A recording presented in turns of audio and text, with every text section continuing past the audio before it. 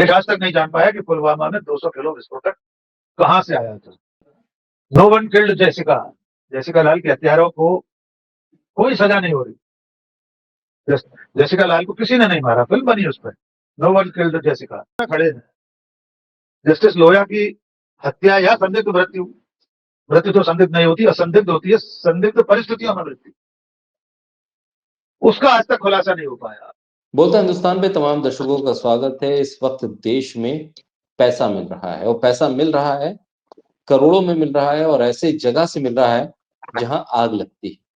और आग न लगती तो शायद पता भी ना चलता कि ये पैसा उस घर में है जो इस देश में न्याय बांट रहे हैं, लोगों को हक बांट रहे हैं और लोग उनके पास पीड़ित वहां पहुंचते हैं, उनके दरबार में और सुनवाई होती है। वो दलीलों के आधार पर, सबूतों के आधार पर इंसाफ करते हैं।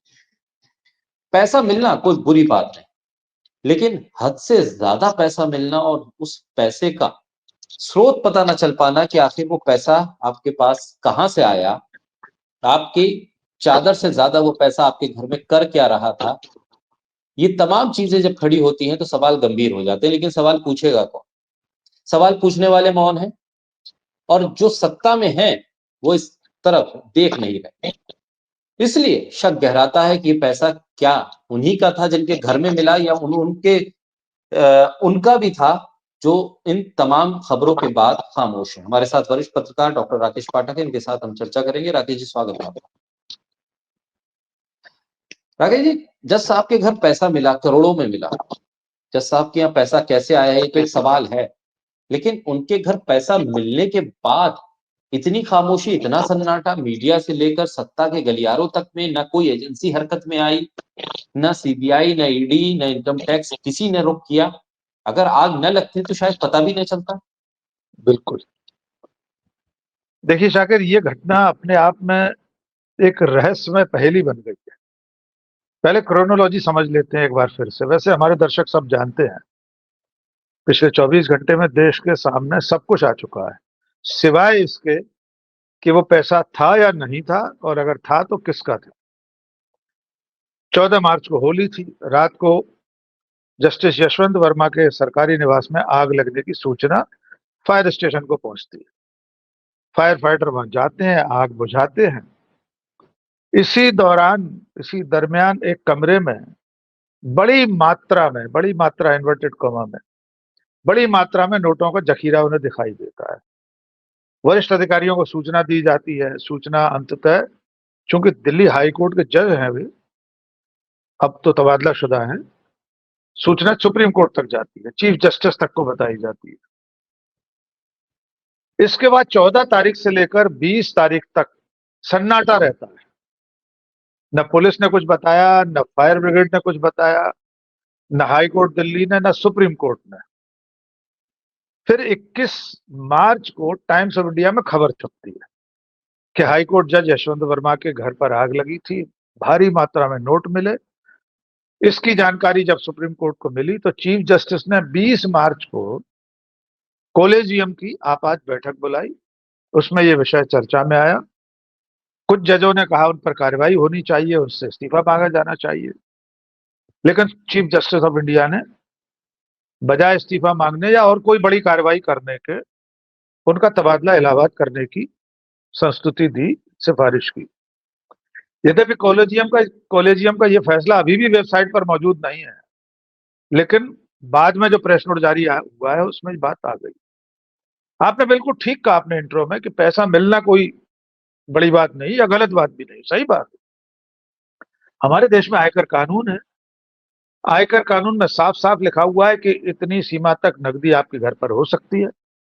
इससे अधिक अगर है, खास तौर से लोक सेवकों के लिए, जिसमें सरकारी कर्मचारी, अधिकारी, क्लर्क से लेकर आईएएस आईपीएस तक, और अदालत के लिपिक से लेकर सुप्रीम कोर्ट के चीफ जस्टिस तक, सब पर पाबंद है ये नियम आयकर का कि अगर आपके घर पर अनअकाउंटेड, बिना किसी प्रमाण का कोई अतिरिक्त धन है तो उसे काला धन माना जा सकता है, उसे अवैध रूप से अर्जित माना जा सकता है, जब तक कि आप ये साबित न कर दें कि वो सही तरीके से कमाया गया धन है।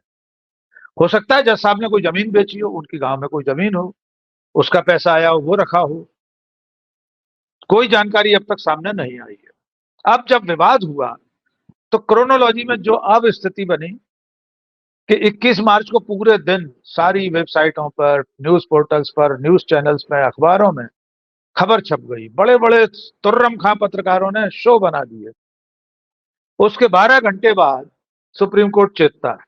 सुप्रीम कोर्ट एक प्रेस नोट जारी करता है। उसमें वो कहता है कि जस्टिस यशवंत वर्मा के घर नकदी मिलने की बात अफवाह है। उनके दिल्ली हाईकोर्ट से इलाहाबाद हाईकोर्ट तबादले में ये कारण नहीं है। लेकिन साथ में उस प्रेस नोट में एक गजब की बात लिखी है। सुप्रीम कोर्ट कहता है कि यशवंत वर्मा की इन हाउस जांच के लिए दिल्ली हाई कोर्ट के चीफ जस्टिस डी के उपाध्याय की तरफ से कार्रवाई शुरू हो गई। यानी सुप्रीम कोर्ट खुद बता रहा है कि दिल्ली हाई कोर्ट के चीफ जस्टिस डी के उपाध्याय जस्टिस यशवंत वर्मा की इन हाउस जांच कर रहे हैं। अब यही वो सवाल खड़ा हो गया कि किस विषय में जांच हो रही है, कौन सा आरोप है यशवंत वर्मा पर, कौन सी अनुशासनहीनता उन्होंने की है, क्या शिकायत दिल्ली हाईकोर्ट के सामने आई कि चीफ जस्टिस ने इन हाउस इंक्वायरी शुरू कर दी। क्योंकि सुप्रीम कोर्ट के बयान में इन बातों को लेकर कोई खुलासा नहीं है, तो इससे स्पष्ट हो गया कि जस्टिस यशवंत वर्मा के बारे में जो नोटों वाली अफवाह है, शायद उसकी इन हाउस इंक्वायरी हो गई। एक और इसमें आगे की घटना जान लीजिए। दिल्ली फायर डिपार्टमेंट के चीफ फायर ऑफिसर हैं अतुल गर्ग।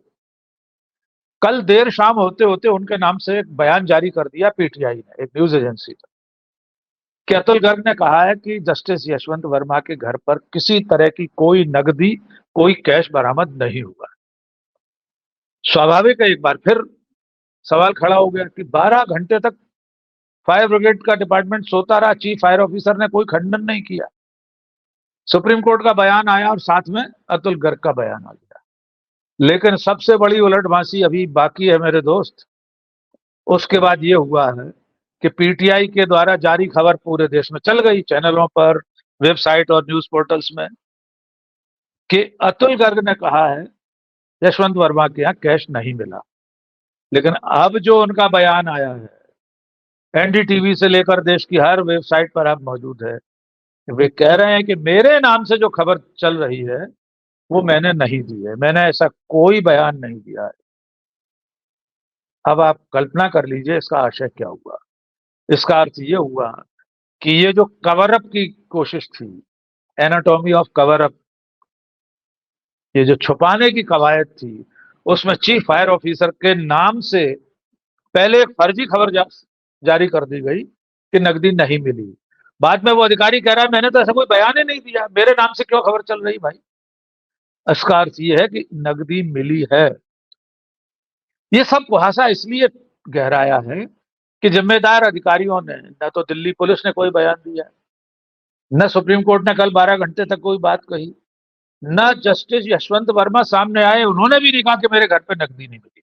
सबसे आसान तरीका था वे दिल्ली आते, ठीक है, घटना के समय वे नहीं थे, प्रेस कॉन्फ्रेंस करते और देश को बताते मेरे घर पे 1 रुपया नहीं मिला है, ये कोरी अफवाह है, और अगर ऐसा हुआ होगा तो मैं हर सजा के लिए तैयार हूं। ये कहने के लिए यशवंत वर्मा सामने नहीं आए, इसलिए आज पूरा देश चकर घिन्नी हुआ पड़ा है। समझ में नहीं आ रहा कि वाकई में क्या हुआ था। और अगर ये अफवाह थी तो मैं पूरी जिम्मेदारी से कहना चाहता हूं सुप्रीम कोर्ट इसकी जांच करे, केंद्र सरकार को, केंद्रीय गृह मंत्रालय को आदेश दे कि जिस अखबार ने सबसे पहले ये खबर छापी उसके रिपोर्टर को बुलाएं, पूछताछ करें। यद्यपि रिपोर्टर से सूत्र जानने का अधिकार नहीं है कानूनन, कोर्ट को भी, न पुलिस को, लेकिन इसकी तह में तो जाना चाहिए। अफवाह कैसे उड़ी, किसने उड़ाई, इसके पीछे असली मंशा क्या थी, कौन है जो यशवंत वर्मा को बदनाम करना चाहता है, कौन है जो इतने पवित्र न्यायिक आसंदी पर, न्याय की आसंदी पर बैठे व्यक्ति की चरित्र हत्या कर रहा है। इन सवालों के जवाब मिलना चाहिए देश को। जी शाकिर। बिल्कुल। अभी कुछ दिन पहले हमने देखा कि राज्यसभा में कुछ हजार रुपए एक सांसद की सीट पे मिले थे। बकायदा वहां तो कैमरे वैमरे सब लगे, सारी कार्रवाई है, लेकिन आज तक उसका नहीं पता चल पाया कि उन पैसों का मालिक कौन।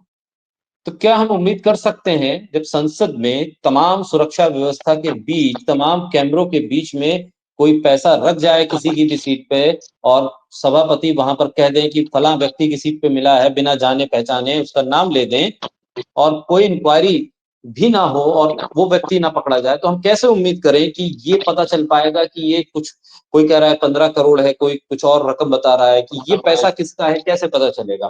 क्योंकि पवन खेड़ा कह रहे हैं कि ये तो बहुत काफी महत्वपूर्ण जो मुकदमे हैं उसको इनकी पीठ पे थे, उन्नाव रेप कांड जैसे मामले के देख रहे थे। तो कैसे हम यकीन कर पाएंगे कि जब ऐसी स्थिति में जज खुद पीड़ित हो जाए, खुद सवालों के घेरे में है, वो अपने आप को जस्टिफाई ना कर पाए, तो फिर वो कैसे न्याय कर पाएगा और किस तरह से न्याय व्यवस्था पे यकीन हो पाएगा?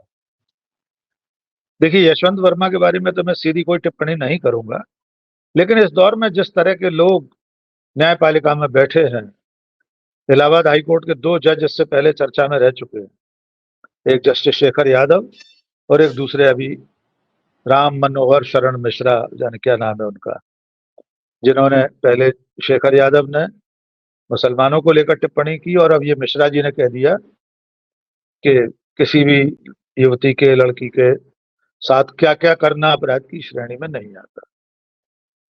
तो ऐसे न्यायाधीशों के लिए मैं कहना चाहता हूं कि ऐसे मुंसिफ क्या करेंगे हक अदा इंसाफ का, ऐसे मुंसिफ क्या करेंगे हक अदा इंसाफ का, कातिलों के साथ जो हमदर्दियां करते रहे। तो ये जो इस वक्त न्याय की सर्वोच्च आसंदी पर बैठे हुए लोग हैं, ये लोकतंत्र के कातिलों के साथ खड़े हैं, उनके साथ इनकी हमदर्दी है। लोकतंत्र के कातिल भी मैं पूरी जिम्मेदारी से कह रहा हूं। सुप्रीम कोर्ट ने अनिल मसीह को लोकतंत्र का हत्यारा कहा था, लेकिन कोई सजा नहीं दी थी। तो ये सब लोग ऐसे लोगों का संरक्षण कर रहे हैं। अब इस घटनाक्रम में देखिए, कल राज्यसभा में जयराम रमेश ने इस घटना का जिक्र किया, सभापति से आग्रह किया कि इस पर चर्चा कराई जाए। उन्होंने कह दिया बहुत गंभीर मामला है, हम इस पर चर्चा कराने के कोई उचित रास्ते तलाशेंगे। कब होगी चर्चा? कौन सा रास्ता होता है? सभापति चाहे तो उसी समय कह सकता है, अगले दिन शून्यकाल में या किसी भी तरह से चर्चा करा सकता है। तमाम नियम ऐसे संसदीय प्रणाली में कि सभापति को जो अधिकार है किसी भी विषय पर कभी भी चर्चा करा सकते, लेकिन हम नहीं जानते इस पर चर्चा होगी कि नहीं होगी। इसमें गंभीर बात यह है कि शाम को सुप्रीम कोर्ट ने कुछ कहा, चीफ फायर ऑफिसर ने कुछ और कहा, दोपहर में जब सदन में बात हुई तब सरकार ने एक बार भी ये नहीं कहा कि यह अफवाह है। भाई, केंद्र सरकार को, केंद्रीय गृह मंत्रालय को किसी इतनी बड़ी घटना की जानकारी हासिल करने में कितने मिनट लगते? केंद्रीय गृह मंत्रालय दिल्ली पुलिस से, दिल्ली के फायर डिपार्टमेंट से पता कर लेता क्या हुआ है, नोट मिले या नहीं मिले। सदन में सरकार उत्तर दे देती कि सारी चीजें अफवाह हैं। लेकिन कहीं ना कहीं कुछ है, धुआं यूं ही नहीं उठ रहा है, कहीं तो चिंगारी है। बेवजह धुआं कभी नहीं उठता जब तक कि कहीं कोई राख सुलग न रही हो। लेकिन सत्ता में बैठे लोग और सब, यहां तक कि सुप्रीम कोर्ट, असल में वहां तक नहीं पहुंचना चाहते जहां से इसकी पूरी सच्चाई देश के सामने आ जाए। बिल्कुल आपका संदेश सही था शाकिर, कि ये जरूरी नहीं उन्हीं के पैसे हो, बहुत ऊपर तक लोग हो सकते हैं, कोई भी लोग हो सकते हैं, सत्ता से जुड़े हुए लोग, व्यापारी लोग। इस देश में इस वक्त जिन धन्ना सेठों का राज है, उनके मुकदमे भी इनके पास थे। इनके पास, जस्टिस यशवंत वर्मा जी के पास कंपनी मामलों के मुकदमे भी सुनवाई के लिए आते थे। कंपनी मामले माने क्या? कॉरपोरेट जगत के मामले। और हम सब जानते हैं इस समय देश जिन धन्ना सेठों के, जिन कारोबारियों के 16 लाख करोड़ रुपए का कर्ज माफ कर सकता है, उन्हें बचाने के लिए तो अदालत से लेकर किसी भी सीमा तक जा सकते हैं लोग, वे लोग खुद सरकार में बैठे लोग।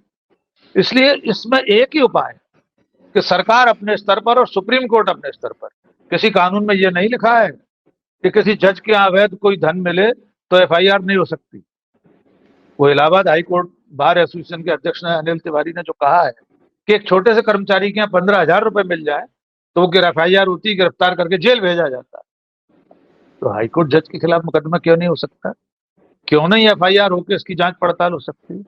क्यों नहीं जज साहब के यहाँ लगे हुए सीसी कैमरे उनके मोबाइल की फॉरेंसिक जांच, उस दिन जितने फायर फाइटर वहां गए थे, जो पुलिस गई थी, उन सब कर्मचारियों अधिकारियों के मोबाइल के डाटा को रिट्रीव करके देखा जाए। क्योंकि खबर तो ये भी है कि किसी फायर फाइटर ने वीडियो बना लिया था उस नकदी के ढेर का। बाद में जब पुलिस वाले पहुंचे तो उन्होंने वो वीडियो जज साहब को दिखाया। बाद में ये सारे वीडियो डिलीट किए गए। हम नहीं जानते इसमें कितनी सच्चाई है, लेकिन जब बड़े बड़े मीडिया हाउस इस तरह की खबरें छाप रहे हैं तो सुप्रीम कोर्ट की जिम्मेदारी है कि न्याय के प्रति सम्मान बचा रहे। जो आपकी चिंता है, जो देश की चिंता है, कि इस न्याय व्यवस्था में भरोसा तभी कायम रहेगा जब न्यायाधीशों पर भरोसा रहेगा। न्याय तो किताबों में लिखा हुआ है, कानून की किताबों में से इंटरप्रिटेट करके, उनकी विवेचना करके फैसला सुनाने का काम तो इंसान करते हैं ना, जज के रूप में बैठे हैं। अगर वे ही भरोसेमंद नहीं रहेंगे तो कानून की किताबें क्या कर लेंगे। इसलिए मुझे लगता है कि सुप्रीम कोर्ट को चिंता करनी चाहिए, जैसा कि रिटायर्ड जस्टिस वीएन ढींगरा ने कहा है, एसएन ढींगरा ने कहा है कि न्यायपालिका में भ्रष्टाचार पुरानी बात है, सर्वविदित है ये, लेकिन अब हालात सर से पानी ऊपर हो जाने के हैं। इसलिए चीफ जस्टिस ऑफ इंडिया को तत्काल कदम उठाने चाहिए। और मैं फिर दोहरा दूं, अगर ये सब अफवाह है तो इसकी जिम्मेदारी भी चीफ जस्टिस ऑफ इंडिया की है, सुप्रीम कोर्ट की है, कि इसका पता लगाएं कि अफवाह कहां से शुरू हुई, उसका स्रोत कहां था। सबसे पहले ये खबर जहां से चली है वहां से इसकी पड़ताल शुरू हुई और सच्चाई सामने आई। ऐसे में जब इस देश में जज लोया को इंसाफ न मिल पाए और वो आज तक मामला साफ ना हो पाए कि स्थिति क्या थी, हालांकि अंदर खाने तमाम लोगों को पता है कि क्या स्थिति रही और कौन लोग शामिल हैं कौन नहीं है, किताबें भी लिखी गई, तमाम चीजें हुई, लेकिन इंसाफ नहीं मिल पाया। वो भी मामला सुप्रीम कोर्ट के दरवाजे पे अभी भी टंगा हुआ है, न जाने कितने सीजीआई आए और चले गए, उस तरफ नजर नहीं। ऐसे में क्या जहां पैसा मिले और जिसमें संदेह ये हो कि शायद जिस तरह के नेटवर्किंग है कि पैसा कहां से आया, कहां पर रुका और कहां जाना था, वो तमाम चीजें जब शामिल हो तो फिर कैसे इंसाफ हो पाएगा और कैसे किस किस को आप उनका पर्दाफाश करेंगे। देखिए, ये बहुत बड़ा सवाल है, मिलियन डॉलर क्वेश्चन है, क्योंकि जिनके ऊपर जिम्मेदारी है इस पूरी व्यवस्था को पारदर्शी बनाए रखने की, ईमानदारी के साथ लोगों को इंसाफ दिलाने की, न्याय दिलाने की, जब वे खुद कटघरे में खड़े हैं। जस्टिस लोया की हत्या या संदिग्ध मृत्यु, मृत्यु तो संदिग्ध नहीं होती, असंदिग्ध होती है, संदिग्ध परिस्थितियों में मृत्यु, उसका आज तक खुलासा नहीं हो पाया। किस तरह उस फाइल को बंद कर दिया गया, किस तरह उससे जुड़े हुए लोग एक एक करके गायब होते गए, किस तरह जांच रिपोर्टें बदली गई, उससे यह संदेह गहराता है कि अगर न्याय की सबसे बड़ी असंधि से लेकर दूसरे पायदान पर हाईकोर्ट तक ये हाल है तो सचमुच में न्याय किसी को नहीं मिलेगा। No one killed Jessica, Jessica Lal के हत्यारों को कोई सजा नहीं हो रही। जेसिका लाल को किसी ने नहीं मारा, फिल्म बनी उस पर, नो वन किल्ड जेसिका। ऐसी इस देश में बड़ी बड़ी अनेक घटनाएं होती रहती हैं जिसमें सचमुच में अंतिम निष्कर्ष तक देश कभी नहीं पहुंच पाता कि असल में हुआ क्या था।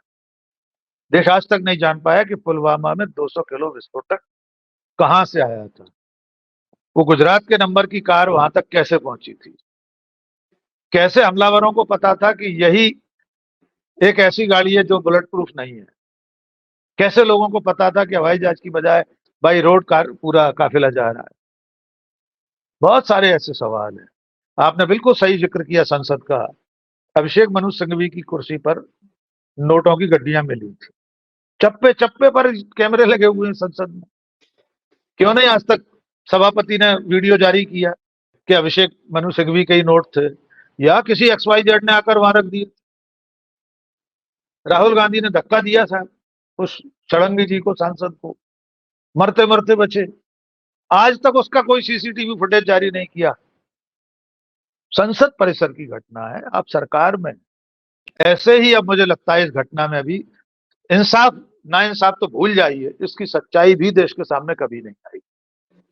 अब ये हमेशा के लिए रहस्य बना रहेगा कि सचमुच में यशवंत वर्मा के घर पर कैश मिला था या नहीं, नंबर एक। कितना कैश था, 50 करोड़, 15 करोड़, 200 करोड़, 788 करोड़, ऐसी ऐसी खबरें चल रही हैं, ऐसे आंकड़े चल रहे हैं। नंबर तीन, क्या ये पैसा सिर्फ उन्हीं का था, या जैसा कि आपने कहा इससे आगे भी कहीं जाना था, कहीं वो पैसा सीढ़ियां चढ़कर कहीं और ऊपर तो नहीं जाने वाला था।